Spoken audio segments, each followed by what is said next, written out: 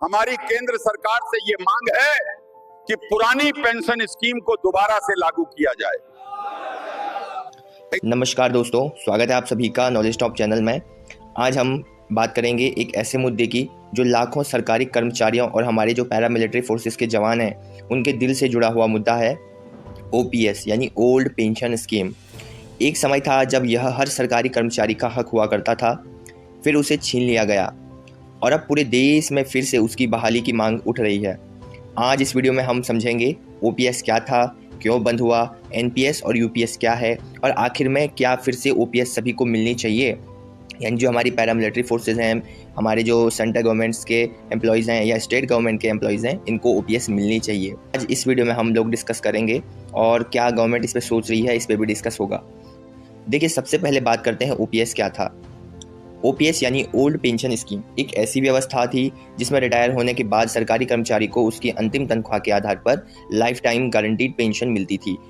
आमतौर पर basic salary और डीए का 50% हर महीने पूरी जिंदगी के लिए मिलता था और सबसे बड़ी बात, यह पूरी तरह सरकारी खर्च पर होता था। लेकिन 1 जनवरी 2004 को केंद्र सरकार ने इसे बंद कर दिया और इसके स्थान पर लागू किया एनपीएस यानी न्यू पेंशन स्कीम। देखिए, इसके पीछे मेनली गवर्नमेंट का क्या कहना था कि क्यों जो ये पेंशन है इसको बंद किया, ओपीएस को और एनपीएस को इंट्रोड्यूस किया। तो सरकार का कहना था कि ओपीएस देश की अर्थव्यवस्था पर बोझ बनता जा रहा है क्योंकि रिटायरमेंट लोगों की संख्या बढ़ती जा रही थी और सरकार पर पेंशन का खर्च भी बहुत ज़्यादा हो रहा था। इसलिए अब देखिए, मैं ये मानता हूँ कि सरकार को फाइनेंशियल बैलेंस का ध्यान रखना पड़ता है, लेकिन जब एक कर्मचारी 30 से 35 साल तक देश की सेवा करता है, चाहे वो पैरामिलिट्री फोर्सेस के जवान हो या हमारे सेंट्रल गवर्नमेंट के, स्टेट गवर्नमेंट के हों, तो क्या उसकी रिटायरमेंट की सुरक्षा भी सरकार की जिम्मेदारी नहीं होनी चाहिए। यहाँ पर अगर कोई नेता हैं, वो 5 साल किसी पद पर चले जाते हैं, एमपी एमएलए बन जाते हैं, तो वो पेंशन के हकदार हो जाते हैं। जब 5 साल वो सेवा करते हैं, उनको पेंशन मिलती है, तो सरकारी कर्मचारी जो दिन रात मेहनत करके बना हुआ है, उसके बाद वो नौकरी भी करता है ईमानदारी से, उसके बाद भी उसे पेंशन नहीं दी जाती है, सोचने वाली बात है। एनपीएस और यूपीएस क्या है और इसमें क्या समस्याएं हैं। देखिए, एनपीएस यानी न्यू पेंशन स्कीम एक ऐसी व्यवस्था है जिसमें सरकारी कर्मचारी और सरकार दोनों अपनी सैलरी पर एक निश्चित हिस्सा जमा करते हैं। यह पैसा शेयर बाजार और सरकारी बॉन्ड्स में इन्वेस्ट किया जाता है। लेकिन सबसे बड़ी बात यह है कि एनपीएस में कोई पेंशन गारंटी नहीं होती है कि आपको इतनी पेंशन मिलेगी या फिक्स इतना मिलेगा। कई रिटायर्ड कर्मचारियों को 2 से 3 हज़ार की पेंशन ही मिल रही है और ये वो लोग हैं जिन्होंने 30 से 35 साल तक देश की सेवा की है। एनपीएस पूरी तरह बाजार पर निर्भर है।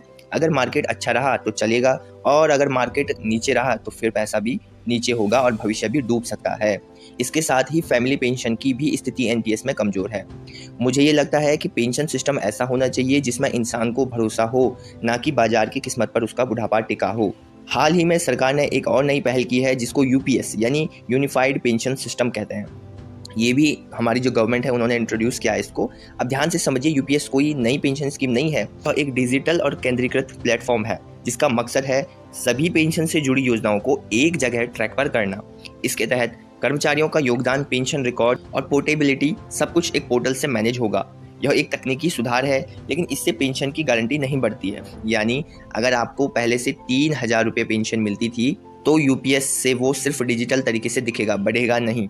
मेरे हिसाब से टेक्नोलॉजी अच्छी चीज़ है, लेकिन अगर पेंशन की जड़ ही कमज़ोर हो तो पोर्टल चमकदार बना देने से हकीकत नहीं बदलती है। देखिए, अब आइए एक अहम सवाल पर, किन्हें ओपीएस मिल रही है और पैरामिलिट्री फोर्सेस को क्यों नहीं मिल रही है। कुछ राज्य सरकारों ने अपने कर्मचारियों के लिए फिर से ओपीएस लागू कर दी है, जैसे राजस्थान, छत्तीसगढ़, हिमाचल प्रदेश, पंजाब। इन राज्यों में अब कर्मचारियों को एनपीएस की जगह ओपीएस का लाभ मिल रहा है। लेकिन सवाल ये उठता है कि पैरामिलिट्री फोर्सेस जैसे BSF, CRPF, ITBP, SSB, CISF, Assam rifle, इन्हें आज भी एनपीएस में रखा गया है, जबकि इनकी ड्यूटी आर्मी जैसी है। 24 घंटे ये ड्यूटी करते हैं। हाई रिस्क होता है, सीमित छुट्टियां होती हैं, फैमिली से दूर रहना होता है और लगातार फिजिकल स्ट्रेस होता है। मैं ये मानता हूँ कि अगर सेना को ओपीएस मिल सकता है, Indian army, Indian air force, Indian navy को, तो सीआरपीएफ, बीएसएफ यानी जो हमारी सेंट्रल पैरामिलिट्री फोर्सेज हैं, इनको क्यों नहीं मिल सकता है। जवान भी उसी सम्मान और सुरक्षा के हकदार। क्या ओपीएस को फिर से बहाल किया जा सकता है? हाँ, अगर राजनीतिक इच्छा शक्ति हो तो बिल्कुल किया जा सकता है। राज्य सरकारों ने यह करके दिखाया है। केंद्र सरकार भी चाहे तो पैरामिलिट्री और अन्य संवेदनशील डिपार्टमेंट्स को ओपीएस दे सकती है। साथ ही सरकार चाहे तो एक हाइब्रिड मॉडल बना सकती है जिसमें ओपीएस की गारंटी और एनपीएस की ट्रांसपेरेंसी दोनों को मिलाकर एक मानव केंद्रीकृत सिस्टम बन सके। तो ओपीएस सिर्फ एक पेंशन स्कीम नहीं है, ये एक सम्मान और भरोसा है जो कि सुरक्षा की गारंटी देता है। एनपीएस हो या यूपीएस, जब तक पेंशन गारंटीड नहीं होगी तब तक कर्मचारियों का भविष्य अधर में रहेगा। मुझे पूरा यकीन है कि देश के हर कर्मचारी को, खासकर जो देश की सेवा में जीवन खपा देते हैं, हमारे पैरामिलिट्री फोर्सेज, हमारे सेंट्रल गवर्नमेंट्स के एम्प्लॉयज़, हमारे स्टेट गवर्नमेंट के एम्प्लॉयज़, उन्हें एक गरिमा, सुरक्षित और भरोसेमंद रिटायरमेंट जरूर मिलना चाहिए। अब आपकी बारी है, नीचे कमेंट करके बताइए क्या आपको लगता है कि पैरामिलिट्री और सभी सरकारी कर्मचारियों को ओपीएस मिलना चाहिए।